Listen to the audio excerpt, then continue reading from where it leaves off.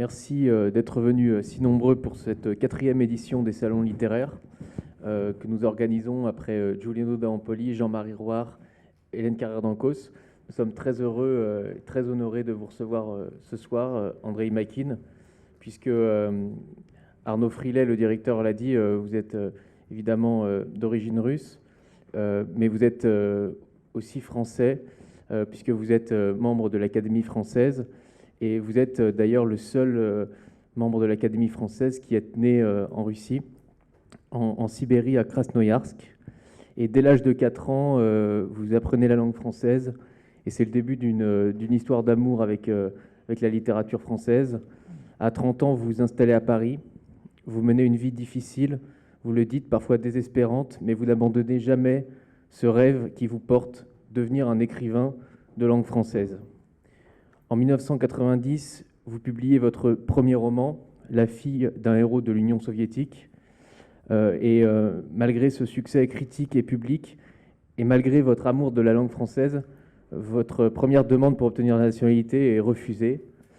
Mais heureusement, ce sera provisoire, puisque il faudra quand même que vous obteniez le Goncourt des lycéens et le prix Médicis, ce qui n'est jamais arrivé, ce qui n'était jamais arrivé, ce qui ne s'est jamais reproduit depuis, pour le testament français, pour qu'enfin vous obteniez ce sésame qui était pour vous la nationalité française. Et en 2000... Ce n'était pas un sésame. Je ne l'ai pas redemandé. Mais Jacques Chirac, pendant un déjeuner, m'a demandé, mais vous êtes bien sûr... Il m'appelait maître. Je ne le méritais pas du tout à l'époque. Il disait, maître, mais vous êtes sans doute français. Je dis, non. J'ai ma carte de réfugié politique, c'est tout ce que j'ai.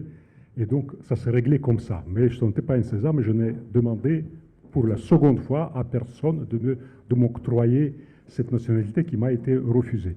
Donc vous l'aviez demandé une seule fois, c'est ça, en 1991. Hein. Et en 2016, vous entrez à l'Académie française. Et votre œuvre est déjà immense malgré votre jeune âge, puisque à l'époque où vous entrez, vous êtes le plus jeune, et aujourd'hui, vous êtes le deuxième plus jeune de l'Académie française. Du coup, j'ai beaucoup de difficultés à vous classer, puisque je classe toujours les auteurs dans ma bibliothèque. C'est très cartésien, hein, il faut classer. Oui. Voilà, je suis très cartésien et je classe par nationalité, auteur russe ou français. Des fois, j'hésite, mais la réponse est sans doute entre les deux. Je dirais que que la Russie est votre patrie d'origine et la France votre patrie d'horizon. Je ne sais pas ce que vous en pensez, mais en tout cas, c'est ce qu'on ressent en lisant votre livre.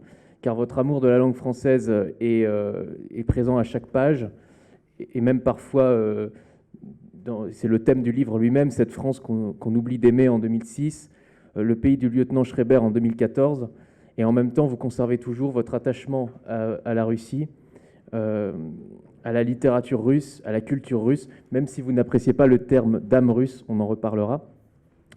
Et nombre de romans témoignent de cet attachement à votre Russie natale, L'archipel d'une autre vie en 2016 ou L'ancien calendrier d'un amour qui vient de sortir et pour lequel nous vous invitons ce soir. Alors, avant d'aborder plus précisément cet ouvrage, je voulais simplement commencer par vous poser une question. C'est un mystère un petit peu que j'aimerais percer. Quels sont les ressorts qui vous ont poussé à choisir la littérature française ? Y avait-il quelque chose dans notre langue qui méritait toutes les épreuves que vous avez traversées pour elle ? Voyez-vous, monsieur le directeur a très bien commencé sa présentation en disant « Nous sommes apolitiques ». Mais j'ai failli presque contredire, mais amicalement, monsieur le directeur, en disant « Mais comme disait Sartre, tout est politique, n'est-ce pas? Tout est politique. » Sauf que, autrefois, on ne le remarquait pas tellement. Voyez-vous, nous avons parlé tout à l'heure de De Gaulle qui... En 1944, en pleine guerre, est allé voir Staline. Staline, n'est-ce pas? Et il a pu converser, avoir un véritable échange politique et stratégique avec Staline, qui est quand même, voyez-vous, comment vous dire, n'est pas fait de la même pâte que les dictateurs d'aujourd'hui. C'était quelque chose, enfin c'est une autre pointure. Et donc, je pense que quand vous dites le choix entre les deux civilisations, autrefois il n'existait pas.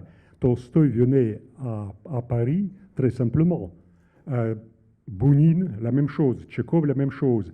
Le peintre Levitan, vous voyez, il venait sur la Côte d'Azur, il allait jusqu'en Italie, jusqu'à Bordighera et Ventimiglia, et faisait ses tableaux, peignait ses tableaux au bord de la mer.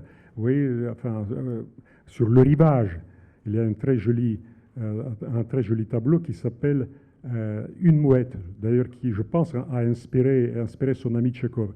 Donc, voyez-vous, tout était beaucoup plus détendu à cette époque. Sauf que l'Union européenne nous a fait miroiter une Europe très ouverte, sans visa, etc. Mais enfin, Bounine n'avait pas besoin de visa. Il avait besoin d'un tampon dans son passeport et de finances, n'est-ce pas? Et c'est pour ça que d'ailleurs Tolstoï écrivait à son éditeur en disant « Est-ce que enfance, adolescence, jeunesse, mon livre se vend bien si vous pouviez m'envoyer 100 roubles.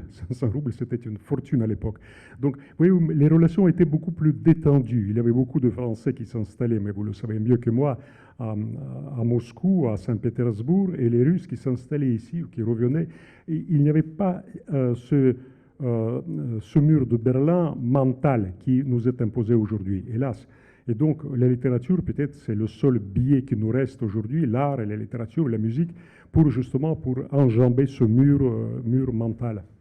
Et pourquoi la littérature française? Vous auriez pu choisir la littérature italienne, espagnole, anglaise? Je n'étais pas un bon italianisant, je parle un peu cette langue, mais le français, c'était comme je le dis dans le Testament français, c'était ma langue grand maternelle.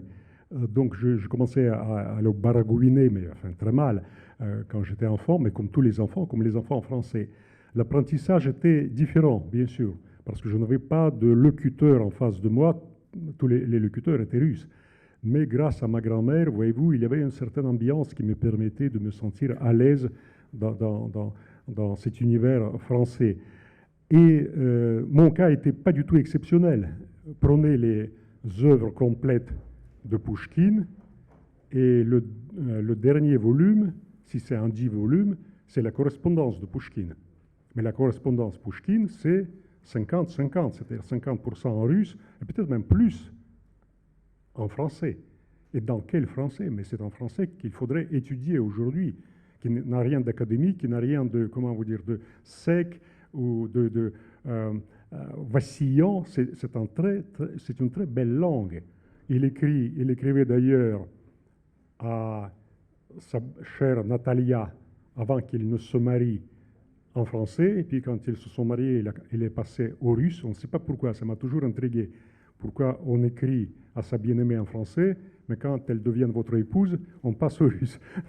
Peut-être parce que le russe était, comment vous dire, plus quotidien, vous voyez, plus pratique dans la vie quotidienne. Surtout, ils avaient beaucoup d'enfants, donc il est passé au russe. Mais voyez-vous, dans la tête de ces Russes-là, le français, enfin l'univers culturel de la France était quelque chose de très proche. C'était le climat même de leur vie.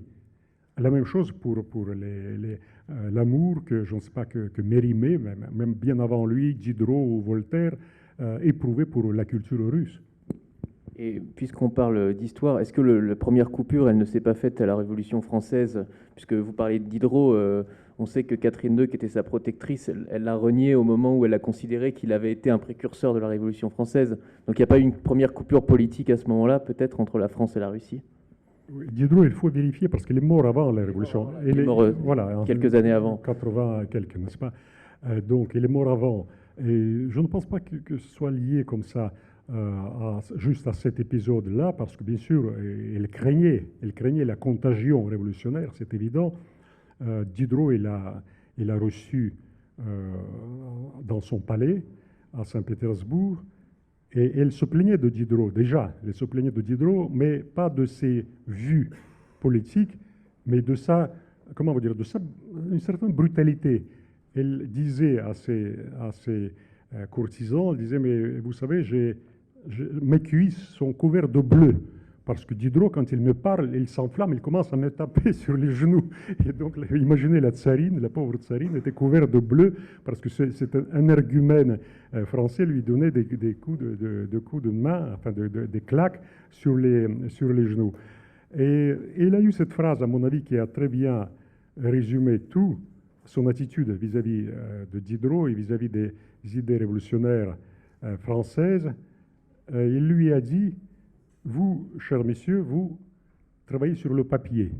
Et moi, la pauvre impératrice, je travaille sur la peau humaine, qui est bien plus chatouilleuse. Elle a tout compris, cette femme, que finalement, on peut écrire de très jolis projets politiques sur le papier, dans les articles, mais quand il faut les appliquer in vivo, c'est beaucoup plus difficile.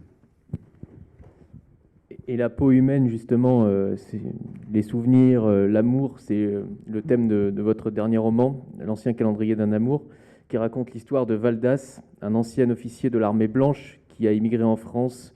Il a 90 ans lorsque vous le rencontrez en 1991, alors qu'il médite dans un cimetière du sud de la France.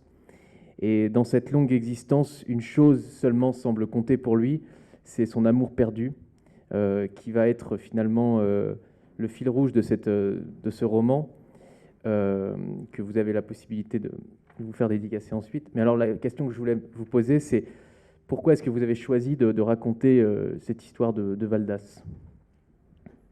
Je ne veux pas dire qu'il me ressemble, mais vous savez, tous les exilés se ressemblent d'une façon ou d'une autre. Oui, quand on a changé de civilisation, de pays, de culture, on devient proche.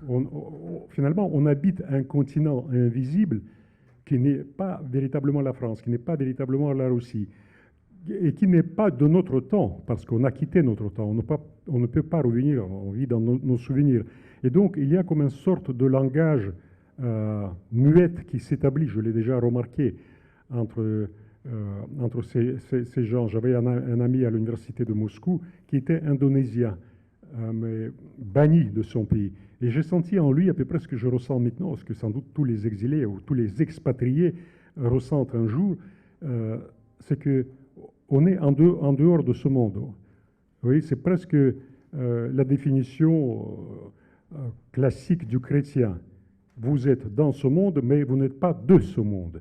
Ça, c'est très, très juste. C'est-à-dire, vous, bien sûr, vous vaquez à vos occupations, vous avez des contacts, vous avez des relations, vous travaillez parfois avec beaucoup de succès. Mais il y a quelque chose en vous, comme une petite lumière qui veille et qui vous dit, vous n'êtes pas vraiment, vous pouvez être complètement intégré. Vous avez parlé de l'académie. Enfin, où peut-on aller plus loin, oui, pour s'intégrer? Et en même temps, il y a quelque chose qui veille en vous, qui vous dit, vous n'êtes pas tout à fait de ce monde. Et il m'a intéressé comme ça.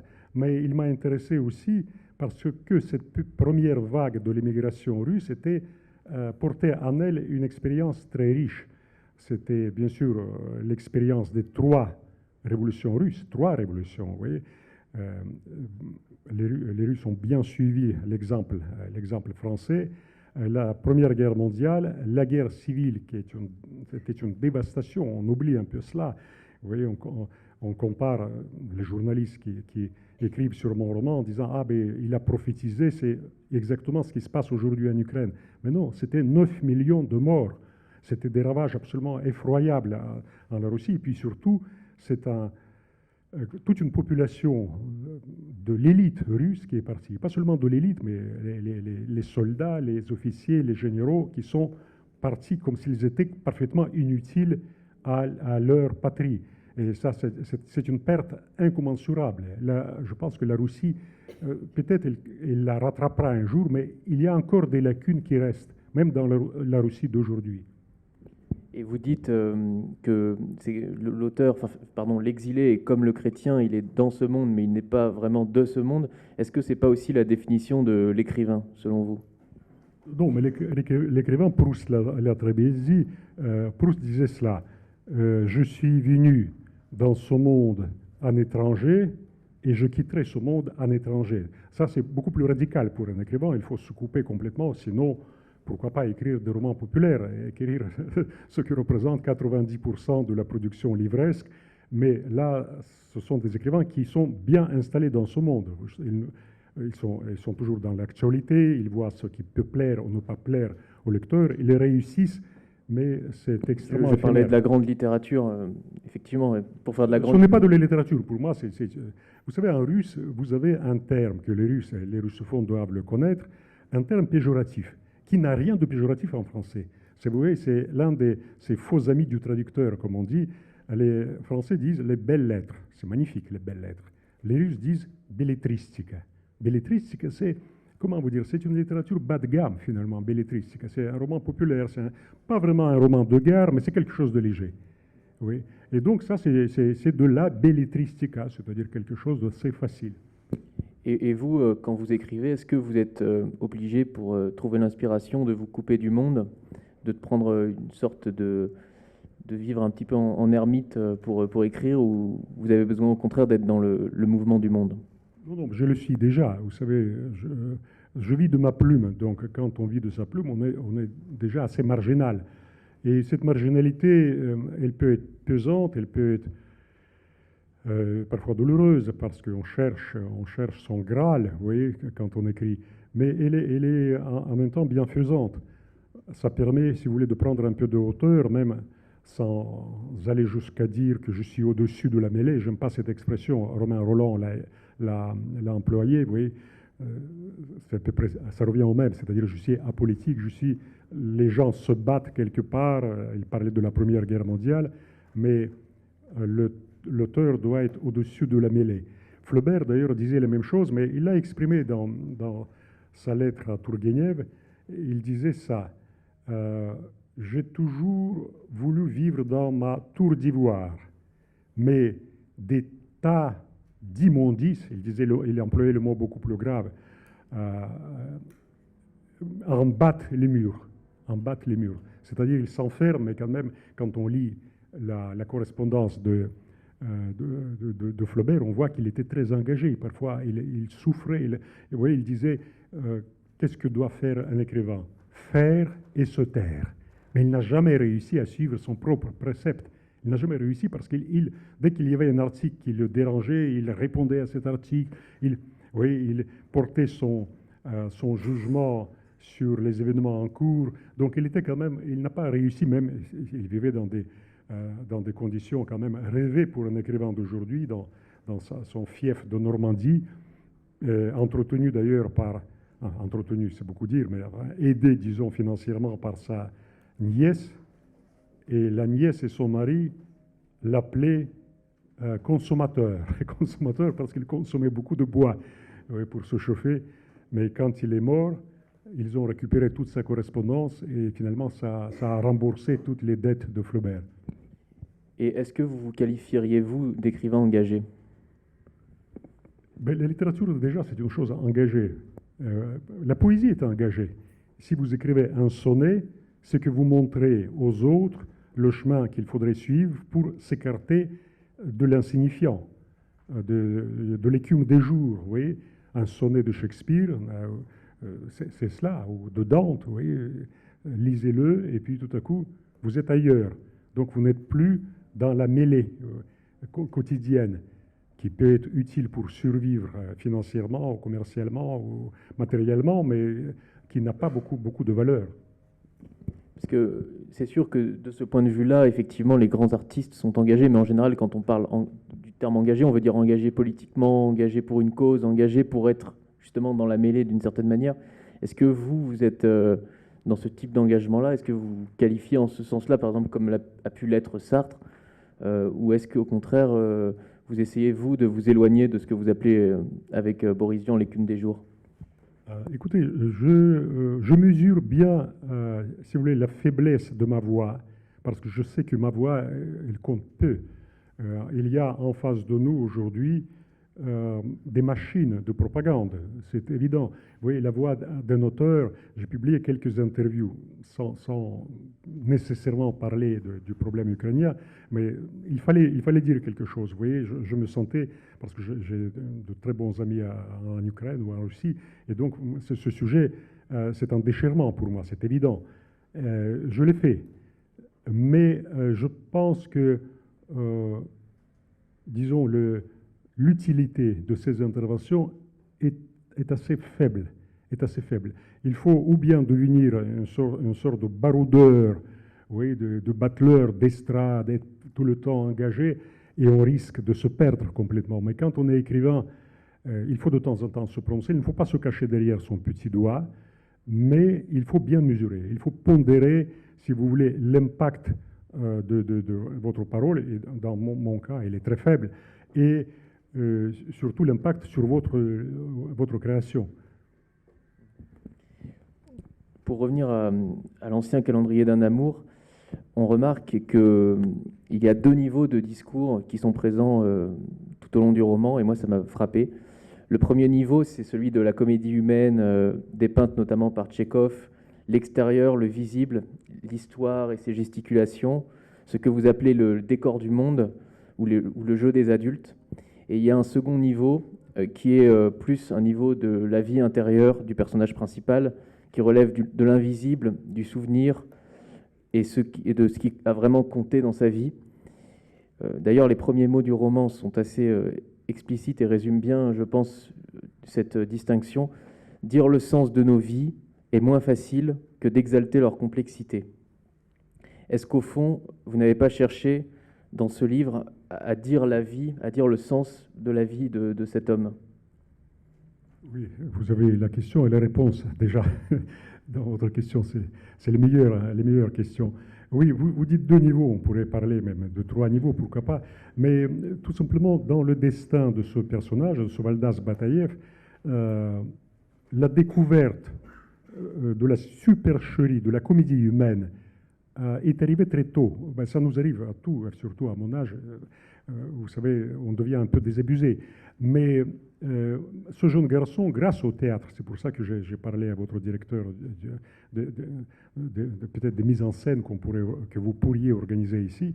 Le théâtre, c'est magnifique parce qu'il y a un décor, il y a les coulisses, il y a le déguisement, c'est le concentré de la vie, c'est-à-dire le concentré de notre comédie. Parce que nous sommes tous des acteurs, oui. Nous changeons de registre mental, de registre vocal, le comportement, s'il s'agit de telle ou telle strate de société, nous jouons.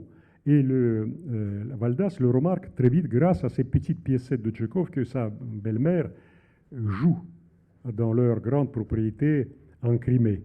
Et très tôt, il se dit, mais finalement, où est la frontière entre la vie et le théâtre? Ben, il n'y en a pas. Il y a une porosité totale, l'osmose en quelque sorte entre ces deux activités. Son père est un avocat, mais un avocat c'est un métier très théâtral. Vous voyez les effets de manche, les discours, etc. Il s'agit souvent dans les nouvelles de Tchekhov des histoires adultérines, et sa mère vit une liaison avec un peintre. Et il y a aussi la Révolution qui est un théâtre fabuleux, n'est-ce pas? Toute la société, c'est du théâtre. Et enfin, même la guerre c'est un drame, c'est pour ça qu'on dit c'est un drame. Oui, il y a quelque chose de théâtral avec les mouvements de troupes, avec ces harangues enflammées qu'on prononce, et ainsi de suite. Il y a toute une hiérarchie d'acteurs aussi. Et il découvre surtout que finalement tout ce théâtre a une mécanique très simple. Et la mécanique, c'est quoi? C'est la volonté de dominer, c'est la vanité humaine, c'est le sexe, bien sûr, et c'est l'argent. Et il est effaré par le côté rudimentaire de ce qui lui paraissait, mais quelques mois encore, très complexe. Il dit, comme les hommes sont complexes, les femmes, les sentiments. Et puis il dit, mais finalement, si ça réduit à cela, cette comédie humaine, pourrais-je trouver quelque chose qui soit plus authentique, à l'écart de cela? Oui, nous revenons à cette idée des frontières dans notre vie. Vous êtes dans ce monde, mais vous n'êtes pas de ce monde. Et donc, est-ce qu'on peut trouver dans cette vie quelque chose qui ne soit pas de ce monde? Et c'est à peu près le sujet du livre, oui.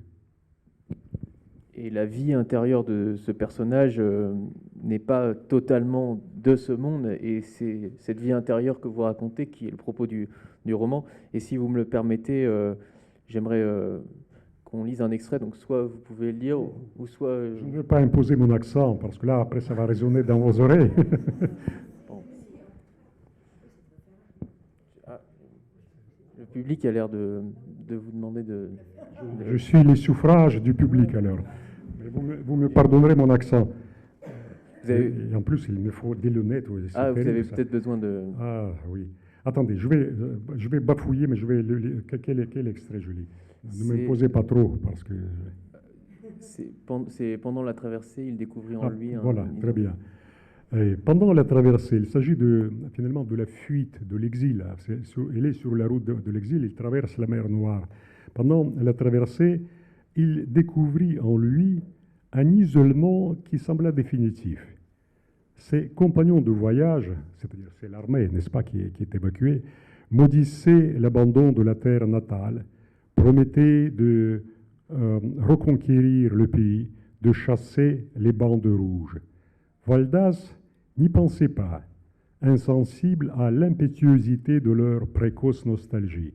Seuls les jours vécus avec Taïa échappaient à ce théâtre humain.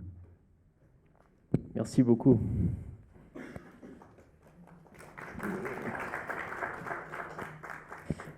Et donc vous traitez dans votre livre plusieurs thématiques, l'exil, vous l'avez dit, l'absence, la mélancolie, autant de traits qu'on associe communément à l'âme russe. Pourtant, vous n'employez jamais cette expression. Et dans votre roman d'ailleurs, décrivant la guerre civile vécue par Valdas, vous parlez d'une âme introuvable. En quoi cette expression d'âme russe est-elle impropre selon vous? Non, c'est un cliché tout simplement. C'est un cliché, mais nous parlons avec des clichés, n'est-ce pas? On dit l'esprit français. Ben, l'esprit français, c'est magnifique, n'est-ce pas? Et chacun de nous pourrait tout de suite nommer quelques facettes de l'esprit français. Mais dès qu'on les nomme, on commence à réduire le français, le caractère français, à quelques constantes. Et c'est toujours un peu dommage, parce que chaque personne est beaucoup plus riche. Oui, on essaie de tracer le portrait robot d'un Français moyen. Et c'est triste, oui. On imagine un Russe toujours avec ses grands élans, ses grandes effusions à la Dostoïevski, un Français qui est léger, qui est joueur, qui aime les femmes, n'est-ce pas? C'est très facile de construire ce portrait. Enfin, c'est un galant homme, bien que maintenant, avec le MeToo, je pense qu'il a... Il a plutôt besoin de se taire de temps en temps pour ne pas être critiqué. Voilà.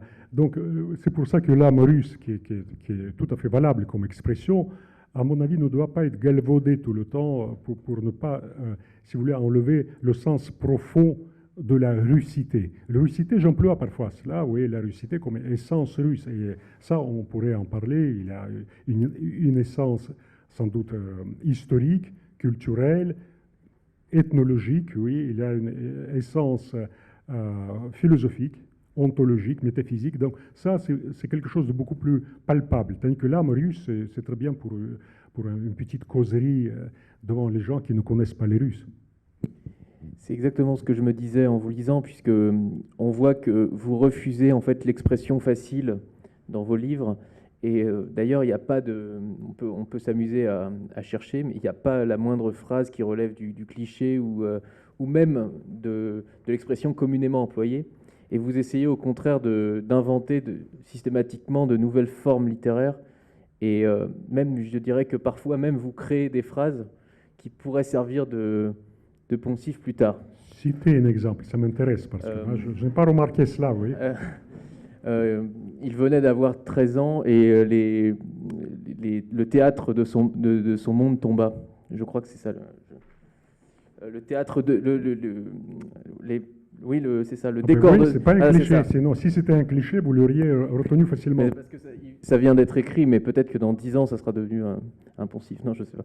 Non, c'est au mois d'août 1913, Valdas allait avoir 15 ans et c'est alors que les décors du monde tombèrent. Les décors du monde, c'est autre chose. Les décors du monde tombèrent. C'est toujours intéressant de voir, si vous voulez, le regard d'autrui, le regard qui vient de l'extérieur. De temps en temps, je reçois des thèses qui sont écrites sur mes livres. Et c'est amusant parce que parfois le roman fait 200 pages et la thèse 600 pages. Je dis, mais qu'est-ce qu'on peut inventer? Qu'est-ce qu'on peut inventer pour un roman de 200 pages? Mais c'est possible. Mais ce n'est pas faux, hein.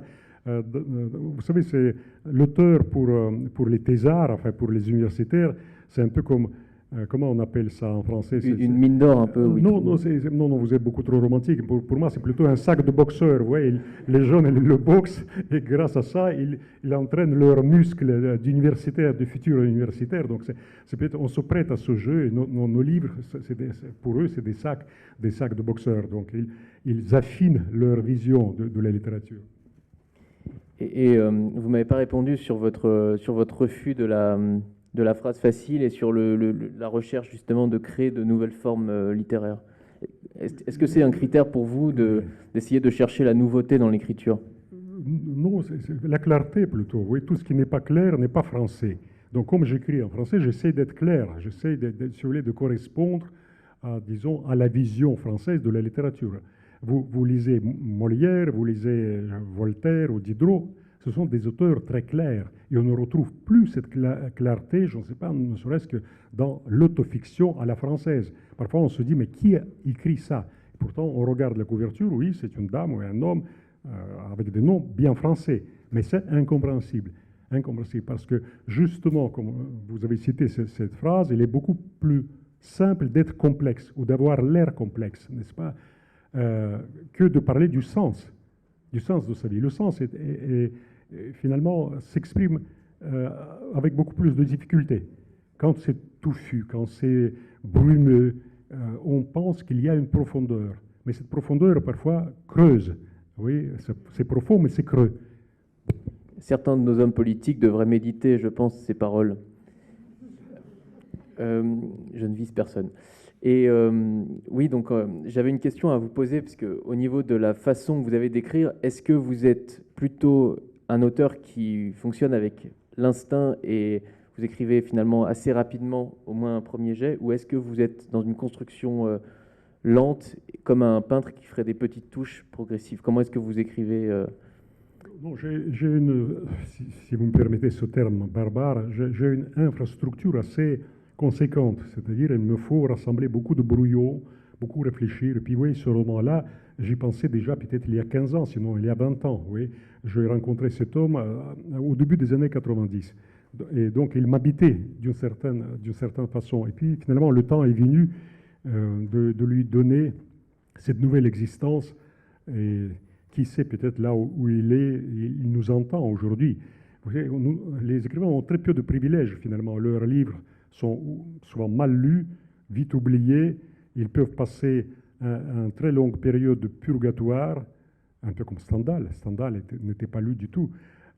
Et finalement, parmi ces privilèges, il y a quand même celle-ci, c'est-à-dire, imaginons quelqu'un dans l'éternité qui, grâce à, comment vous dire, grâce à cette temporalité qui nous est complètement inaccessible, qui s'appelle l'éternité, peut nous entendre.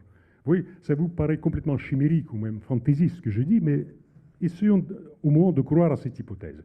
Vous voyez, qu'il y a quelque part une dimension qui nous échappe complètement parce que nous sommes des pauvres mortels qui sont très vite traînés vers la mort. Vous êtes un immortel en l'occurrence. Ça, c'est, oui, on s'attend toujours à cette... Mais immortel, vous voyez, je ne parle pas de l'immortalité. L'immortalité, c'est la réédition du même. Vous voyez, la réédition du même. Tandis que l'éternité, c'est autre chose. L'éternité se construit ici, à chaque instant. L'homme crée son éternité tout en étant mortel. C'est exactement ce que vous dites à la fin du livre. Quand vous écrivez, il se rappelait aussi le gardien de l'église Saint-Serge, le petit bossu Rohr, et ce n'était pas non plus une prière, mais le reflet de ces minutes où il avait surpris Rohr sous un ciel nocturne. Prier pour ceux pour qui personne ne prie allait devenir sa façon de résister à l'oubli. Finalement, ça rejoint un petit peu le rôle de l'écrivain tel que vous le concevez, c'est-à-dire c'est un peu écrire pour ceux pour qui personne n'écrit. Vous savez, je crains toujours les parallèles littérature-religion, parce qu'ils sont justement un peu faciles. Vous voyez, on dit, les écrivains chrétiens de France, on cite Bernanos, on cite Mauriac, n'est-ce pas? Mais je me sens que, je sens que la présence trop pesante des concepts religieux ou théologique peut casser l'œuvre. Vous voyez, parce que c'est un peu facile. Vous voyez, je vous ai cité cet adage vous êtes dans ce monde, mais vous n'êtes pas de ce monde. C'est très beau, mais je ne peux pas le citer dans le roman parce que c'est une solution de facilité. Je me cache derrière une belle citation. C'est déjà fait, bien avant moi. C'est-à-dire que si je pense ce que je raconte, et cette phrase-là, dans ce monde, mais pas de ce monde, je dois le montrer, je dois le démontrer. Claude Simon le disait très bien. Pourtant, ce n'est pas mon écrivain préféré, mais il disait aux écrivains, ne démontrez pas, montrez. Ne démontrez pas, montrez. Et là, souvent, c'est beaucoup plus simple de démontrer, c'est-à-dire de construire une œuvre cérébrale. On revient à cet esprit cartésien, vous voyez. Vous avez été gâté, en quelque sorte, par des très grands penseurs qui vous ont inoculé cette facilité de construire de façon syllogistique, c'est-à-dire de beaux syllogismes, de très belles formules. Et je ne vous ai pas interrompu, mais vous en avez déjà cité quelques-unes de votre cru. Vous les avez composées. C'est comme ça que vous réfléchissez. Ce n'est pas un défaut du tout. C'est ça, ce qui manque aux Russes. Mais ce qui manque en France, c'est justement cette façon un peu charnelle, un peu sensuelle, directe, qui ne passe pas par la censure de la pensée raisonnable, oui, par la raison. Donc il y a quelque chose d'instinctif en nous, il faut tout de suite l'exprimer, sans formule, vous voyez, sans construire de grandes phrases savantes. J'avais un ami qui a enchanté, c'était en français, mais c'était un français d'origine russe, qui a enchanté un jour Bernard Pivot, parce qu'en parlant de l'amour, il écrivait des essais sur l'amour, entre autres, sur le sexe. Il a dit, oui, mais l'amour, c'est des grands mots avant, des petits mots pendant et des gros mots après. Et je voyais Pivot qui était au 7e ciel parce que c'était bien formulé. C'est une formule banale, formule banale. Mais voyez-vous, ça pétille quand même. Hein. Ça pétille, c'est comme une petite coupe de champagne. Tiens, comme c'est intelligemment dit, c'est finement dit, c'est formulé. Il y a plein de formules comme ça. Mais sauf que si on demandait à cet ami d'exprimer le mystère de l'amour, là, il dirait, oui, mais c'est quoi? Il les réduirait. Mais il les réduirait ou bien au sexe, ou bien à la passion, ou bien à quelque chose d'autre. Sauf que dans l'amour, il y a quelque chose d'irréductible. Et tout l'art d'un écrivain consiste à expliquer ça. Non pas à trouver des petites formules qui pétillent, mais à nous laisser devant l'invisible, devant l'indicible. C'est un peu la différence entre le moraliste du 18e et puis l'écrivain finalement, qui essayait toujours de raisonner entre le raisonneur et l'écrivain. Mais est-ce que vous, au fond, vous n'êtes pas un petit peu aussi un poète, puisque en vous lisant, justement, on est embarqué par le fond, bien sûr, mais aussi par la forme, par le style, par les mots qui dansent, et que justement, on n'est pas dans quelque chose de cérébral, mais on est dans quelque chose de presque gustatif, j'allais dire. Donc, est-ce que vous refuseriez le qualificatif de poète ? Pas du tout, pas du tout. Moi, j'ai écrit pas mal de poèmes quand j'étais tout jeune en russe. Et j'ai expérimenté les formes très classiques. C'était une école formidable. Vous voyez, s'il y a des écrivains en herbe parmi nos invités, je leur conseillerais de passer par la poésie classique. Parce que c'est là où on apprécie le poids du mot. Quand on cherche pendant des heures, la rime, le mot qui conviendrait sans être banal, la nouveauté d'une image, après, bien sûr, si vous commencez à écrire la prose, tout cela se retrouve dans votre prose, tout ça se ressent. Vous voyez, vous parlez de la poésie. Donnez-moi l'exemple, puisqu'une guerre, quelque part, nous sommes assis tranquillement ici, mais la guerre continue quelque part, et pas seulement en Ukraine d'ailleurs. Un ami congolais vient de m'appeler en disant « Oui, mais vous ne parlez que de votre guerre, à vous, une guerre européenne.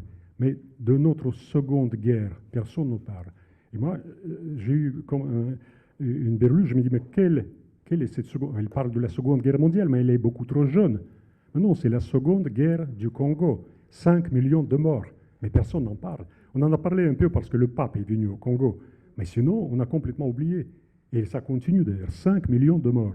Donc ça vous donne, vous voyez, le caractère relatif de nos interventions. Pour revenir justement à la thématique guerrière, donnez-moi l'exemple d'un beau poème sur la guerre. Est-ce que vous avez dans votre mémoire Hugo, chez Voltaire, mais dans la poésie de Voltaire peut-être? Le Victor Hugo, ô soldat de l'an 2, ô gloire, ô épopée, non? C'est pas mal, c'est très long, n'est-ce pas? C'est très long, c'est très emphatique. Oh, vous voyez, il y a C'est beaucoup très emphatique, Victor Hugo. Oui, c'est normal, mais c'est fantastique comme auteur. Mais je vais vous citer un distique sur la guerre. C'est écrit par un Russe. Je vais vous le traduire, et c'est très facile à traduire. Sur la Seconde Guerre mondiale, sur la Grande Guerre patriotique, comme disent les Russes, il décrit un soldat. Et il dit cela. Deux lignes, rien d'autre. Je creuse une tranchée, peut-être ma tombe. Et tout est dit. Et tout est dit. Vous voyez, la condition d'un soldat à la guerre, c'est ça. Vous avez votre pelle, vous vous creusez juste un petit creux où se cacher, mais ça peut devenir votre tombe. Et vous voyez, je n'ai jamais lu quelque chose d'aussi saisissant sur la guerre.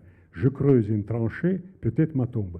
Et j'imagine que les soldats qui se battent aujourd'hui en Ukraine ou au Congo, ils sont dans le même cas. Ils essaient de se cacher dans cette terre nourricière dans laquelle nous allons tous reposer un jour, mais c'est pour se cacher, pour survivre. Mais finalement, ils meurent là. Vous voyez, la poésie, c'est aussi cela, c'est une concision. On a beaucoup parlé de la concision de ce livre, de ce dernier livre, et même mon éditeur était étonné, il dit, mais 180 pages, et finalement, c'est tout le XXe siècle. Mais il faut, à mon avis, il faut absolument viser cette concision. Ça vous débarrasse de tout ce qui est trop réflexif, de tout ce qui est redondant. C'est une grande discipline d'écriture, mais elle est très utile à l'auteur. Et il faut passer par la poésie pour cela. Quand vous avez 14 lignes d'un sonnet, oui, de quatrain de tercet, il faut inclure tout un univers dans ces 14 lignes. Là, vous commencez à sentir à quel point la langue que nous parlons au quotidien est indigent, est très très pauvre et finalement est très mal balancé parce que là, on parle n'importe comment, sur tous les journaux ou la télévision. Mais essayez d'écrire un sonnet en français et vous verrez à quel point c'est difficile. Puis, je ne sais plus qui a dit que les plus grandes choses qui ont été dites au monde ont été des choses simples, finalement. La concision, est-ce que c'est pas le maître mot Oui, la concision, oui, il faut signifier aussi. La simplicité ne doit pas être une simplification. Vous voyez, la frontière est extrêmement floue. Donc, il faut que ce soit quand même à un très grand niveau intellectuel, d'écriture, esthétique, mais ça doit être compréhensible à tout le monde. Vous voyez, Tolstoï, il est compréhensible. Tolstoï peut être lu par tout le monde. Bounine, Tchekhov aussi. Et j'ai parlé tout à l'heure de la dimension poétique dans votre œuvre, et évidemment une dimension romanesque. Est-ce que c'est toujours difficile d'avoir un jugement sur son propre travail, mais en tout cas, moi, j'ai trouvé une dimension philosophique aussi. Est-ce que vous la revendiquez ou est-ce que vous pensez qu'elle est absente?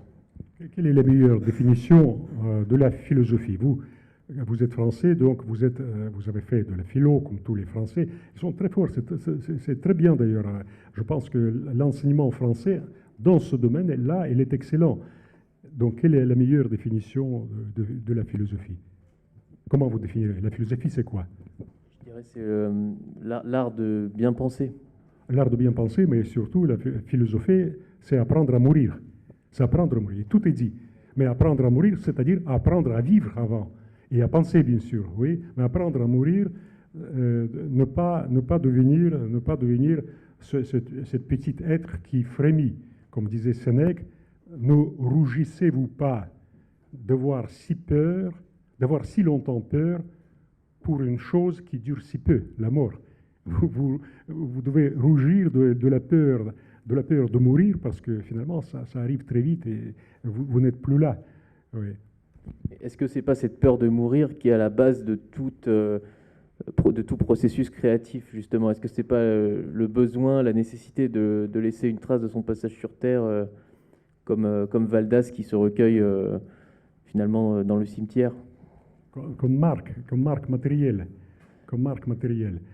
Marx disait très justement que l'accumulation des biens a un côté mortifère. On accumule les biens de ce monde, mais les biens intellectuels aussi.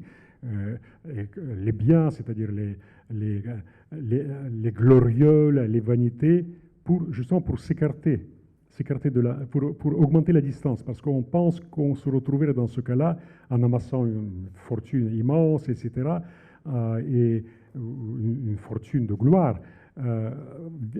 Plus loin, enfin, on écarte la mort ainsi. Mais je pense que comment vous dire, le motif principal de l'écriture, ce n'est pas la peur de mourir, parce que ça donne des œuvres, comment vous dire, trop hâtives ou trop habité par votre propre misère psychologique. On revient à l'autofiction. De quoi parle-t-il? Il parle de ça, de leur petite déprime, voyez-vous, de leur divorce, de leur mal-être avec leur époux, leur épouse, etc. C'est ça, c'est-à-dire on se concentre sur soi-même beaucoup trop. Tandis que, à mon avis, le vrai mobile, la vraie motivation de l'écriture, c'est plutôt la peur de ne pas renaître. Ça, c'est différent. La peur de mourir, Sénèque nous a expliqué. Écoutez, ça dure si peu, pourquoi il faut juste rougir d'avoir peur de mourir. Tandis que la peur de ne pas renaître, c'est-à-dire ne pas imaginer, ne serait-ce qu'un instant, une autre forme à votre existence, on appelle ça l'âme, vous voyez, pas l'âme russe, mais l'âme humaine, c'est cela. Comment pourrais-je vivre en abandonnant ce monde pour toujours et ne pas avoir la moindre espérance, le moindre espoir d'emporter quelque part dans une dimension éternelle ce que j'ai vécu ici. Et quand je dis ce que j'ai vécu, c'est plutôt des autres qu'il s'agit, et pas de moi-même. Pas de ma petite personne racornie, réduite à mes peurs, à mes angoisses, etc. C'est les autres. Comment emporter dans mon regard éternel la femme que j'ai aimée? Et ce qui se passe dans le roman, c'est à peu près cela. Dans la mémoire de Valdas, Taïa, mais elle est éternelle. Vous allez me dire, mais il va mourir aussi. Il va mourir. Mais quand savez-vous? Quand savez-vous? Peut-être il va s'en aller.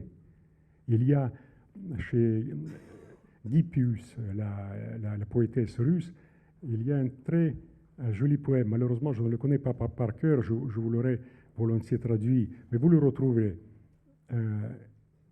Elle parle d'un navire qui va s'approcher du quai, et il va monter. Il va partir.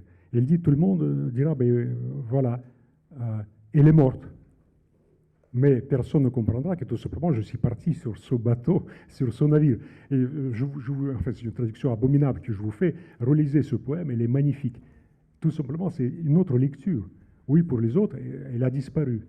Mais qui nous garantit que finalement ce départ n'est pas lié tout simplement à un départ, à ce départ maritime dont rêve Valdas? Vous dites, ce qui motive l'écrivain, c'est pas la peur de la mort, c'est la peur de ne pas renaître. Est-ce que c'est au fond ce que vous traitez dans votre roman Alternaissance, cette troisième naissance après la naissance biologique et la naissance sociale, la naissance finalement par la littérature? Alternaissance, c'est pas la renaissance, c'est pas l'éternité par la littérature. Comment vous dire? C'est une métaphore de ça, justement. Je vais vous expliquer. Je n'ai pas beaucoup d'illusions sur la postérité. Chamfort disait ça. Qu'est-ce que la postérité? La postérité, c'est le public de demain. Mais vous avez déjà vu le public d'aujourd'hui? Il disait ça avec beaucoup de cynisme, c'est-à-dire le public d'aujourd'hui. Vous voyez, combien sommes-nous ici? Une quarantaine, n'est-ce pas?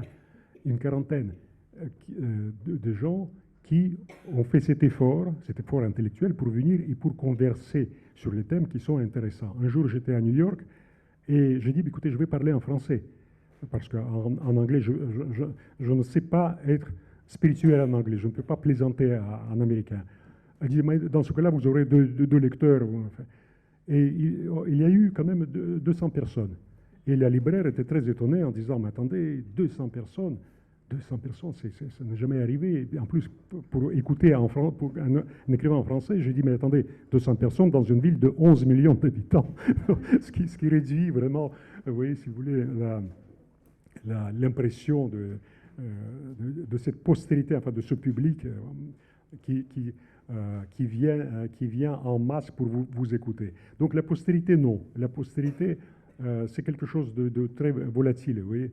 Vous êtes lu aujourd'hui, peut-être demain vous ne serez pas lu, ou peut-être relu dans 10 ans ou dans 50 ans. Ce à quoi je crois, c'est que la littérature donne des clés. C'est tout. La littérature, chaque livre, c'est une clé.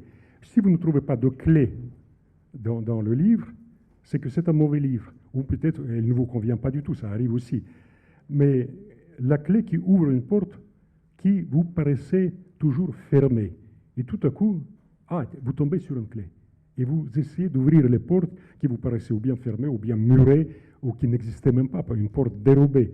Ça, c'est plutôt, oui, c'est cette postérité-là à laquelle je pense. Quelqu'un qui, peut-être dans 50 ans, dans 10 ans, dans 5 ans, trouvera une clé. Donc, la nouvelle naissance, ou la deuxième naissance, c'est le fait de trouver des clés, alors, c'est ça? Non, c'est beaucoup plus simple. Je vais rester simple. Vous avez évoqué le roman que j'ai écrit sous un pseudonyme.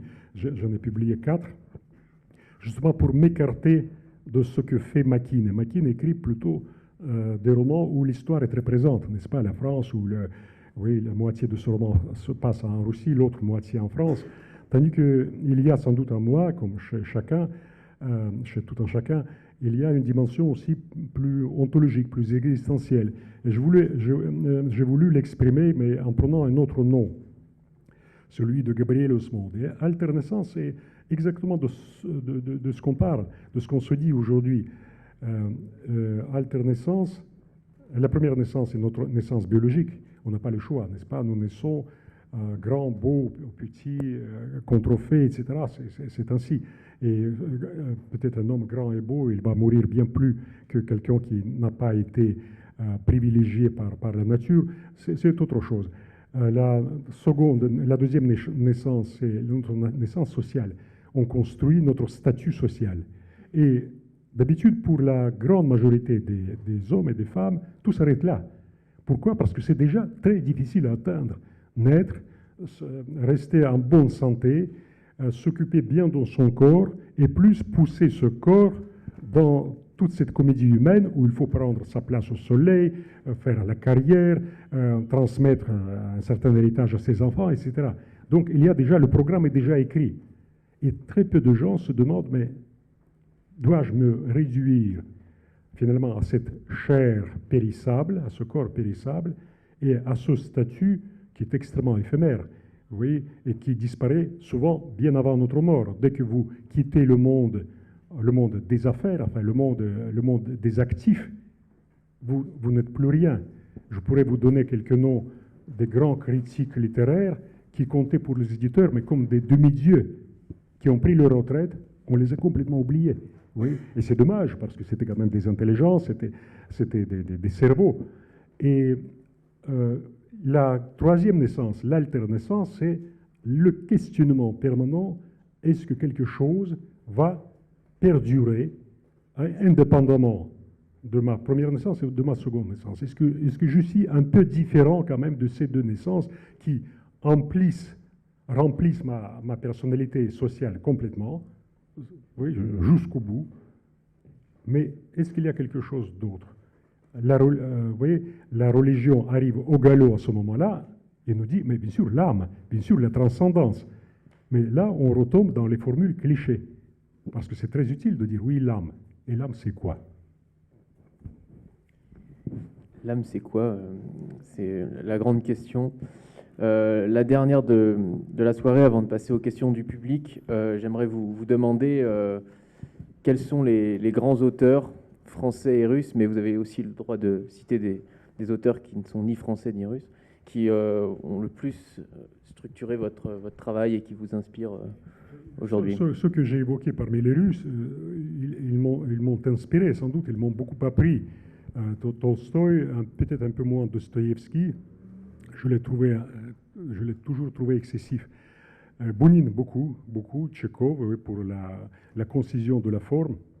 Et la même chose, si vous voulez, ce qui m'a intéressé toujours dans la littérature française, c'est l'aspect formel, parce que les Français sont des grands maîtres de la forme concise. Vous voyez, chez Maupassant, c'est absolument magnifique, n'est-ce pas? Mais cela est lié, comme je vous dis, cela est lié à l'esprit de la langue déjà. L'esprit de la langue fait que c'est une langue très concentrée. Vous voyez, je vous ai piqué un peu en vous reprochant, enfin amicalement, cet art de la belle formule, mais grâce à ça, grâce à cet art, on arrive à une concision incroyable. Parfois, on a l'impression que pour traduire, je ne sais pas, un morceau de Racine, il faudrait presque le double de volume en russe. Vous voyez, vous lisez, je ne sais pas, Britannicus. Non, Britannicus, c'est mort empoisonné, Narcisse a fait le coup, vous l'avez ordonné. 2 lignes. Le contenu de la pièce, le contenu du drame est dit. Essayez de le dire en russe. Compliqué. Le russe, il est beaucoup plus, comment vous dire, peut-être dans son expressivité, il est moins dense. Oui, il lui faut plus de temps, plus de place. Oui, et ce n'est pas un défaut. C'est l'esprit de la langue. Oui, certains côtés en français, oui, avec la précision incroyable du temps. Nous avons parlé de la temporalité. Le temps est exprimé avec une précision incroyable en français, n'est-ce pas? Vous avez 26 formes verbales. 26 formes verbales pour exprimer le temps. Chez les Russes, vous en trouverez quoi? Grosso modo, 3 formes. Mais vous avez l'aspect du verbe en russe. L'aspect du verbe, comment l'action se passe. Et ça change complètement. C'est-à-dire, les Russes, parfois, ils rigolent et ils disent, mais en russe, on peut dire dans un seul verbe, il est entré dans cette pièce, l'a traversée en diagonale et sorti par l'autre porte. Ils exagèrent, bien sûr, mais l'aspect du verbe, c'est une catégorie magnifique. Il y a quelques reliquats dans la langue française aussi. Mais vous rattrapez avec cette précision des plus que parfait, passé composé, passé simple, futur dans le passé, passé dans le futur, ainsi de suite. Enfin, 26 formes verbales, c'est extrêmement difficile à traduire d'ailleurs. Pourquoi? Parce que derrière chaque forme, il y a du sens. Ce n'est pas que vous vous amusiez avec ça, non. Tout simplement, ça dit quelque chose sur votre caractère, sur la vision que vous avez de l'action qui se déroule devant vos yeux. Merci André Makin.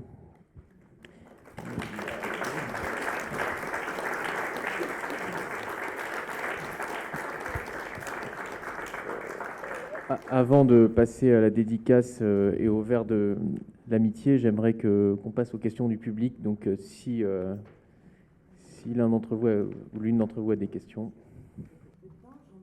J'aimerais savoir, selon vous, qu'est-ce que ça évoque? Donc, il faudra qu'on passe toute la nuit ici. Donc je pense que vous n'aurez pas assez de temps.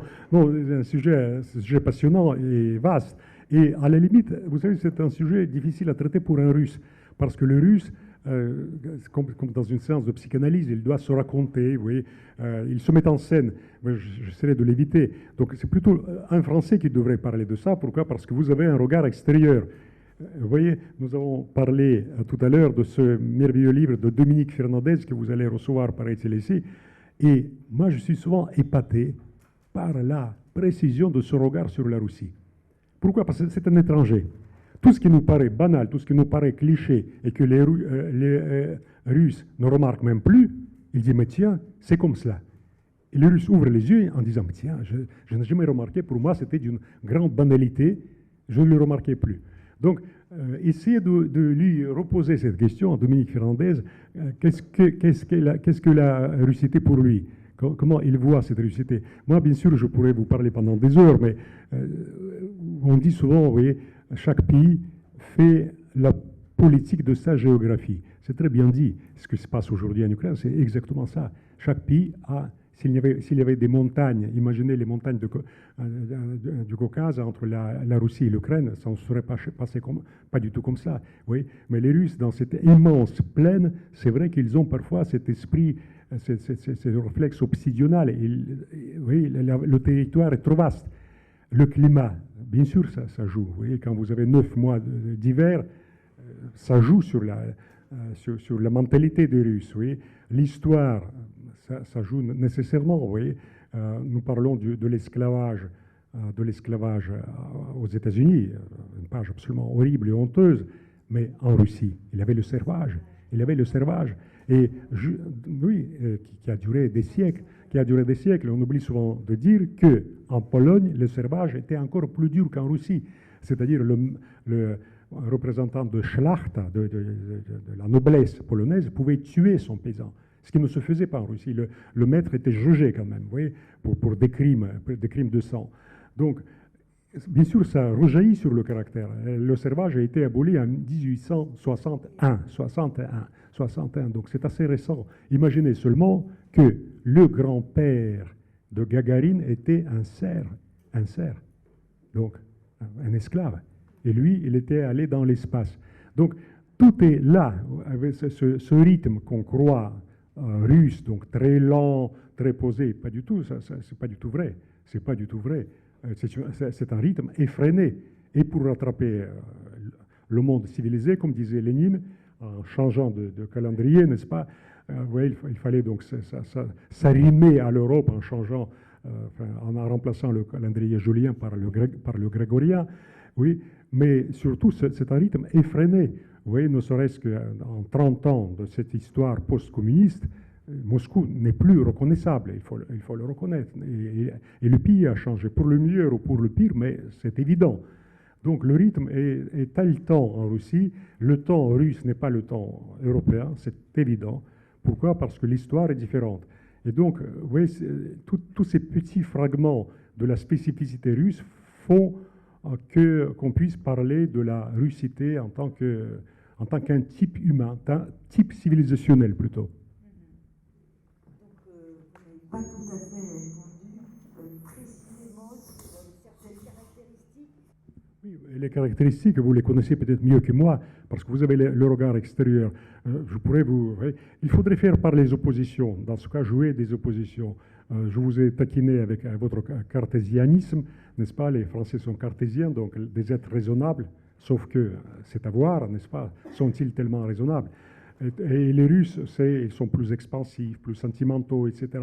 Mais comme je vous dis, il faudrait presque écrire des livres là-dessus pour l'expliquer. Comme ça, vous voyez, en 2 mots, ça risque d'être un peu caricatural. Mais si vous voulez en savoir plus, dans exactement 1 mois, donc le 18 mars, on reçoit effectivement Dominique Fernandez de l'Académie française aussi. N'oubliez pas de lui poser cette question. Ouais. J'aimerais bien voir ce qu'il va répondre. Dominique Fernandez, c'est un cas à part.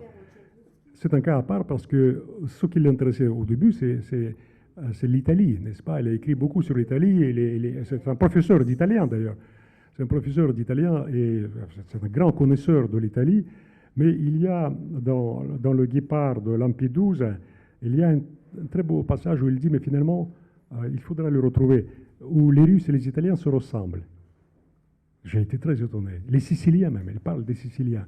Parce que chez vous, il neige, et chez nous, c'est... Comment il le dit très bien. Pas il neige... en fait, c'est le soleil, c'est le même phénomène atmosphérique, mais avec le soleil.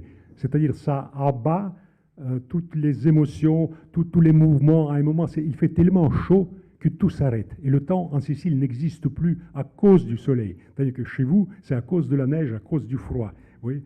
C'est bien vu, hein, c'est très très bien vu. Et les 2 caractères qui sont tellement différents, les Siciliens, n'est-ce pas, avec leur exubérance, et les Russes qui sont bien plus posés, mais qui peuvent être exubérants aussi, ils se retrouvent, voyez-vous, à travers toutes les différences qui les divisent, qui les séparent.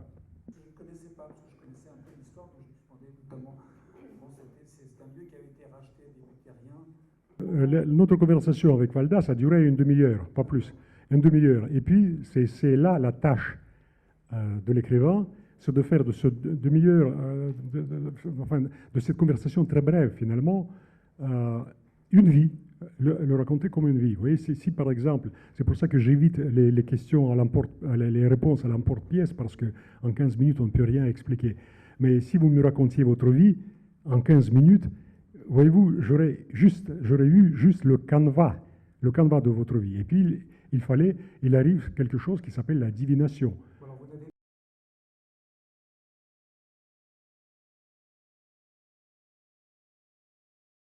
Ça pourrait, mais enfin, il ne faut jamais rien prévoir parce que on se met dans un carcan des obligations. Il faut que j'écrive cela. Mais non, il faut se donner un peu de liberté. Donc, oui, vous dites la musique d'une vie, mais vous savez, ma plus grande joie avec ce roman, que ce roman va être traduit en breton. En breton, ça me paraît tellement exotique. Oui, ce roman a été traduit en Chine, au Japon, en Amérique, mais ça ne compte pas beaucoup. C'est-à-dire qu'avoir un livre qui est traduit en breton, c'est quelque chose. Hein.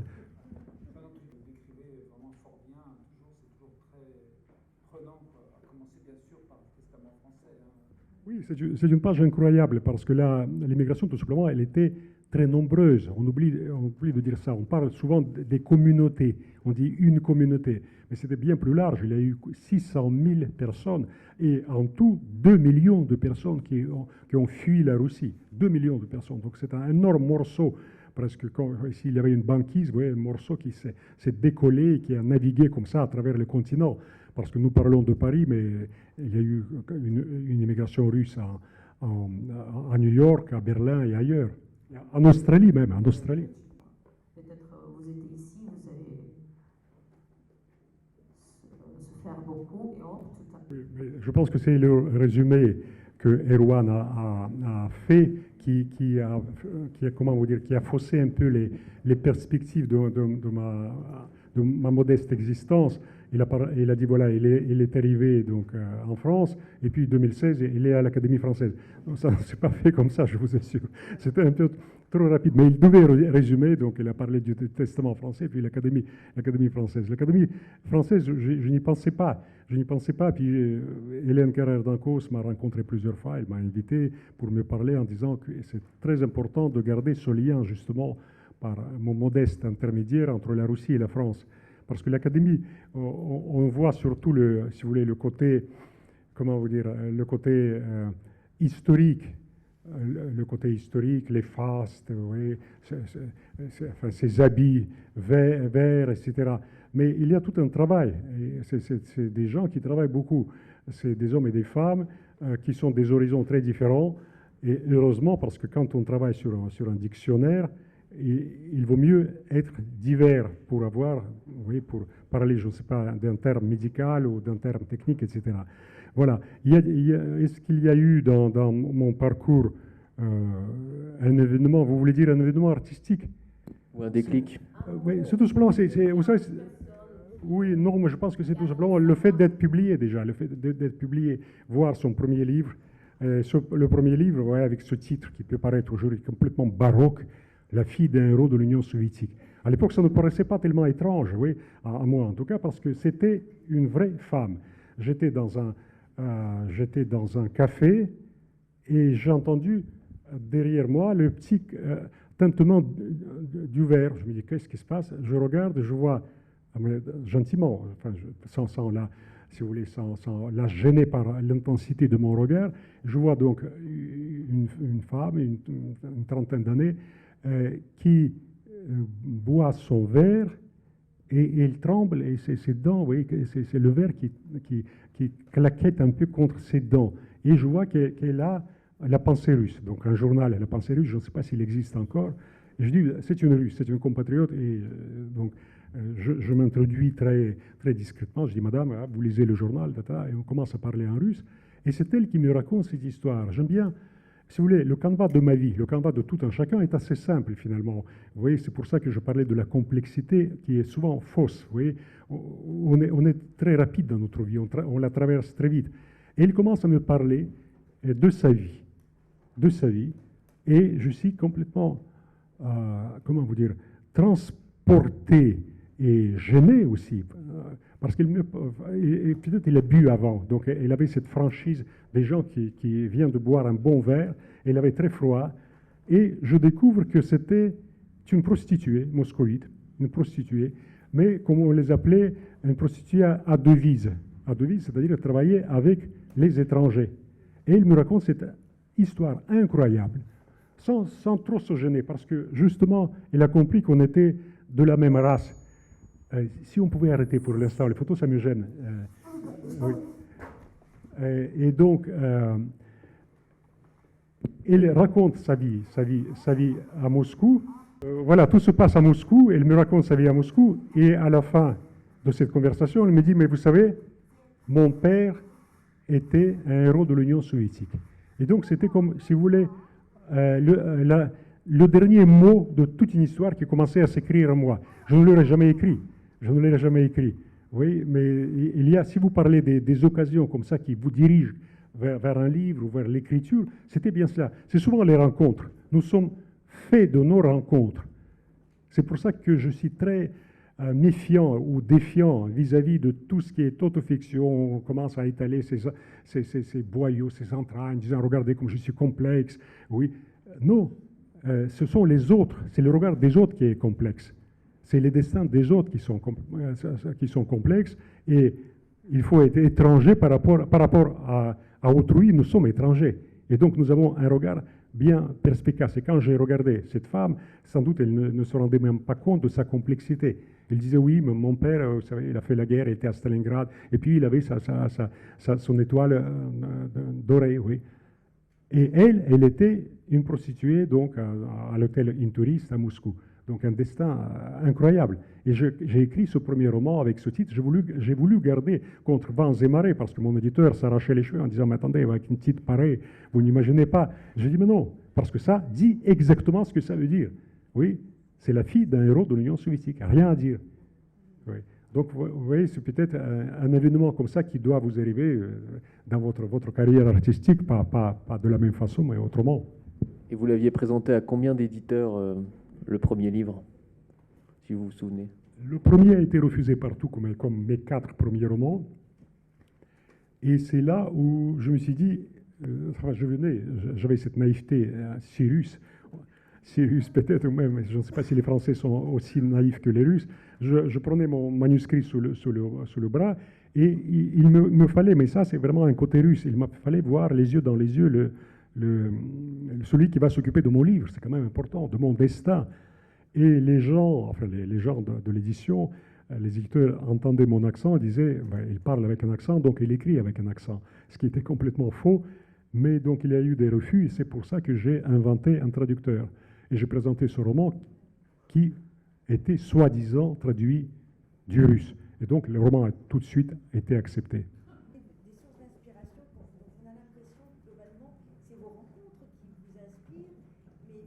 Ça peut être des rencontres, ou des rencontres réelles, ou des rencontres imaginées. Des rencontres imaginées. Nous allons nous séparer, et vous allez m'oublier, et peut-être moi, votre image va devenir de plus en plus vague dans ma mémoire. Mais de toute façon, dans 10 ans, cette image renaîtra. Parce que, je vous dis, l'écrivain n'a que ce talent-là. Il a un très bon sens de l'observation. Il est un peu Sherlock Holmes. Il se dit, mais si, vous voyez, cet homme porte cette pochette-là, de cette couleur-là, c'est que peut-être, et il commence à deviner, non pas à inventer. Je n'aime pas l'idée de l'imaginaire débridé, vous voyez, de l'imagination débridée. C'est c'est pour le roman populaire, vous voyez, pour le roman picaresque, ou pour le Ponson du Terrail, pour le rocambole, c'est très bien d'avoir un imaginaire très riche et un peu déjanté. Mais pour la vraie littérature, il vaut mieux être un très bon observateur. Et puis, sans doute, quelque part, dans mon disque dur, vous voyez, tout s'enregistre. Et puis, le regard, l'intonation d'une voix, la correspondance entre la voix et le physique renaît. Parce que chacun de nous a sa musique. Vous avez parlé de la musique d'une vie. C'est un peu ça. Chacun a sa musique intérieure. Et l'écrivain doit deviner cette musique, cette symphonie qui est parfois, quelqu'un peut avoir en lui une musique baroque, l'autre une musique plus classique ou romantique, oui, mais chacun porte sa musique. Nous devons la deviner et garder dans notre mémoire. Est-ce qu'il y a d'autres questions? Notamment avec nous ce soir. Et est-ce que vous avez votre chant d'éterniser? Oui, enfin, j'ai toute une constellation, comme vous sans doute, toute une constellation d'instants. Proust les appelait les instants privilégiés. Les instants privilégiés, là où tout à coup le temps s'arrête. C'est la seule caractéristique de ces instants, c'est ça, c'est-à-dire on est en dehors du temps. On est brièvement immortel, brièvement éternel. Et donc, enfin, c'est toujours des instants de contemplation, que ce soit de la contemplation de quelqu'un qu'on aime, ou d'un paysage, de la nature, etc. Je pourrais vous citer, c'est un lac en Finlande que je traverse à la rame, et soudain vient une senteur. C'est au printemps, mais c'est juste avant le printemps, que j'appellerais russe. Mais bon, la Finlande n'est pas si loin de la Russie. Il y a une sorte de douceur, oui, quand je commence à le raconter, je le banalise. Mais je vis à ce moment-là, sous ce ciel, dans ce grand lac, tout seul, oui, l'eau est plane, je vis une sorte de transfiguration. Et tout est assez banal, parce que, bon, il y a 20 000 lacs en Finlande, il y a en Russie tout autant, oui. Et ce n'est pas une journée particulière, c'est pas, si vous voulez, une partie de pêche. Mais il se fait en moi quelque chose, il se fait un silence et l'intuition profonde d'être ailleurs, de ne pas appartenir à ce monde, d'être dans ce monde, mais pas de ce monde. Oui. Donc c'est peut-être ces instants-là. Vous êtes dans le monde parce que vous regardez tout autour et vous reconnaissez tout, mais vous vous sentez ailleurs. Avoir votre idée sur cette beauté que vous faites rayonner dans vos livres, sans vous flatter. Ce qui est intéressant, c'est que, voyez-vous, ce n'était pas du tout chez vous un lapsus, c'était voulu. Vous avez dit bonté et beauté. Enfin, c'est la caligatia grecque, n'est-ce pas, caligati, c'est la beauté et la bonté ensemble. Le beau et le bien et le beau. Oui. Chez Dostoïevski, d'ailleurs, on lui attribue cette phrase, on ne sait pas vraiment s'il l'a dit de cette façon-là, etc. Mais c'est, si vous voulez, on dit souvent, vous savez, Giordano Bruno a dit « Se non è vero è ben trovato ». Si ce n'est pas vrai, c'est quand même bien trouvé, c'est très bien trouvé. La beauté qui sauvera le monde. Aujourd'hui, comment vous dire, on peut être désespéré, on peut dire non, vous voyez, nous nous sommes rassemblés ici, dans ce joli salon, et nous pouvons échanger ce genre d'amabilité esthétisante. Nous sommes des esthètes, nous sommes une petite élite littéraire. Mais vous sortez de ce conservatoire, vous voyez bien que la beauté, elle ne court pas les rues. Hein. La laideur totale de l'architecture, souvent la laideur des relations humaines, qui devient une sorte d'ensauvagement que nous vivons tous. Je ne vais pas vous citer les exemples. J'ai envoyé hier une interview, je pense que c'est pour Le Figaro, et le journaliste me parlait de la brutalité russe. Est-ce que vous croyez que l'une des qualités de la russité, c'est sa brutalité? Et très modestement, j'ai dit, écoutez, c'est vrai que pendant la Seconde Guerre mondiale, 25 millions de Russes ont été tués, ils ont été tués sans brutalité. Ce sont les Allemands, c'est le romantisme allemand de Hitler. Il les tuait sans brutalité. Je me suis moqué un peu de lui. Donc, on voit cette brutalité. Parler de la beauté et de la bonté aujourd'hui, c'est presque prêcher dans le désert. Mais si on ne le dit pas, voyez-vous, c'est un choix cornélien. On peut se taire, on peut dire, écoutez, tout est perdu, de toute façon, le monde est trop laid, le monde est trop violent, regardez toutes ces guerres, on parle de l'Ukraine, mais enfin, commençons par la Serbie, dans ce cas-là, par la Libye, la Syrie, l'Irak, l'Afghanistan, etc. C'est tout le temps. Et le Congo que je viens de citer, que j'ai honteusement, complètement oublié, c'est cet ami congolais qui me l'a rappelé. Oui. Donc on vit dans ce petit monde, ce petit globe qui risque de disparaître aujourd'hui avec le vrai danger du conflit nucléaire. C'est un vrai danger aujourd'hui. Et nous parlons de la beauté. Mais peut-être c'est ça qui peut sauver le monde, c'est-à-dire qu'il y ait encore des gens qui se rassemblent et qui en parlent. Quelle pourrait être une autre démarche? Avant la Seconde Guerre mondiale, il y avait, je pense que ça s'appelait le Rassemblement pour la paix, de très grands artistes, de très grands poètes et écrivains. Je le regrette un peu. Je regrette un peu qu'il n'y ait plus aujourd'hui, voyez-vous, un cercle d'intellectuels qui parlent de la paix, de la possibilité de la paix. Non, il n'y en a pas. Et ils écrivent tous dans les journaux, ils disent, écoutez, il faut continuer cette guerre jusqu'à aller à Moscou, quoi, et détruire la Russie, détruire la Russie. Et c'est complètement stupide parce que c'est impossible et ça peut engendrer un conflit nucléaire. Tout le monde en est conscient. Et quand les journalistes me disent, mais non, mais attendez, quel conflit? Je dis, vous n'oubliez pas que Gavrila Princip, n'est-ce pas, le terroriste serbe, il était bosniaque d'ailleurs, vous voyez, il sortait d'une boulangerie, il a vu l'archiduc dans son carrosse et il a fait un coup de feu. Et la Première Guerre mondiale, 10 millions de morts, a été déclenchée de cette façon-là, par un simple coup de revolver. Ce que j'ai dit d'ailleurs dans le livre, c'est que juste avant cette guerre, les Guillaume et Nicolas échangeaient des lettres, ils s'adressaient l'un à l'autre, mon cousin.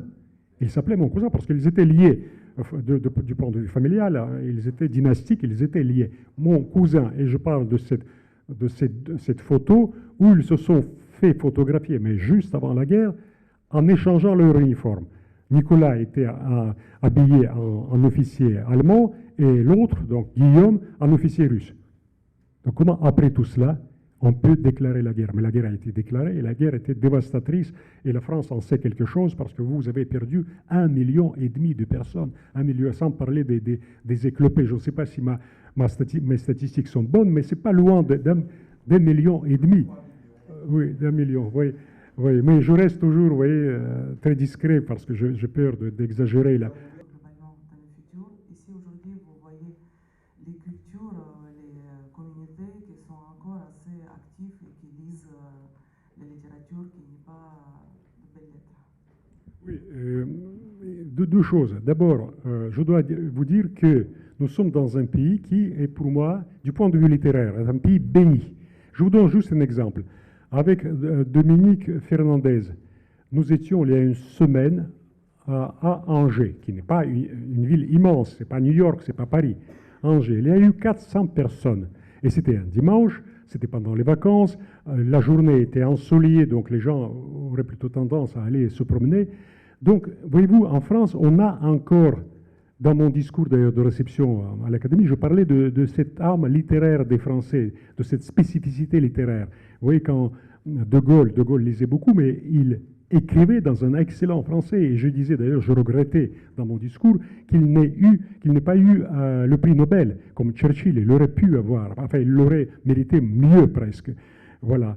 Mais en même temps, il faut se résigner, quand on est artiste, quand on est amateur de la littérature, à être dans une très mince minorité. Nous serons toujours minoritaires. Vous voyez, il faut comment vous dire, il faut l'accepter. Il faut l'accepter. Il faut accepter même que, je ne sais pas, vous connaissez ce vers de Verlaine, vous le connaissez très bien, sorti de son recueil Sagesse. Le ciel est par-dessus le toit, si bleu, si calme, l'arbre par-dessus le toit berce sa palme. Il a écrit en prison. Il a eu cette bisbille avec Rimbaud, donc il a tiré un coup de pistolet sur Rimbaud, et il a été emprisonné. Il écrit ce recueil Sagesse. Maintenant, puisque nous parlons des chiffres, messieurs, je m'adresse à vous. Combien d'exemplaires ont été vendus? Verlaine, qui était déjà très connu à l'époque, Voilà, 8 exemplaires, 8 exemplaires. Maintenant, ce poème est étudié dans toutes les écoles, n'est-ce pas? Dans toutes les écoles, on les connaît par cœur. Oui. Donc, il faut s'habituer à ça. Il faut dire que le chemin est étroit. Le chemin de l'art est étroit, n'est-ce pas? Vous me demandez un conseil, enfin un conseil de vieux, si je comprends bien. Je peux vous le donner. De toute façon, votre chemin sera, c'est un tout petit sentier. Et si vous voulez l'élargir, allez dans l'art populaire, dans la belletristica, dans des romans de gare, etc. Mais vous ne le ferez pas, n'est-ce pas? Ou vers une peinture vendable, oui. Ce n'est pas du tout mauvais signe quand vous avez des obstacles au début, oui. Il faut juste savoir les traverser. Il faut savoir les traverser. Voilà. Mais être patient, tout simplement. Être patiente et puis persévérer dans son être, comme disait Spinoza.